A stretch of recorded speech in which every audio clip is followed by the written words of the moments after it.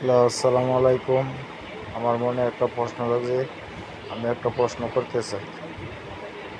শুভরাত্রি। এখন আমার যে ঘরের বিবি আছে, পরিবার আছে, পরে আমরা অনেকেই বউ কই, আবার আমার পুতের বউরেও বউ কই, আমার বাইস্তা বউরেও বউ কই, আবার আমার বাইনা বউরে বউ কই, আবার ছোটো ভাই বউরেও বউ কই।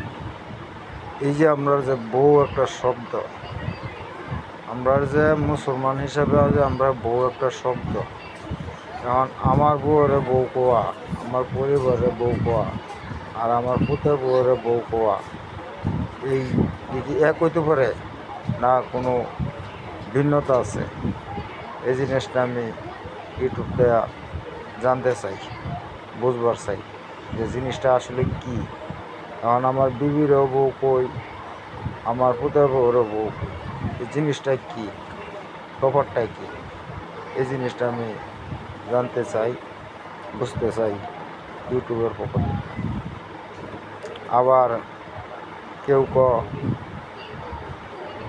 অনেকেই বেডি বউ মাইয়া সেরি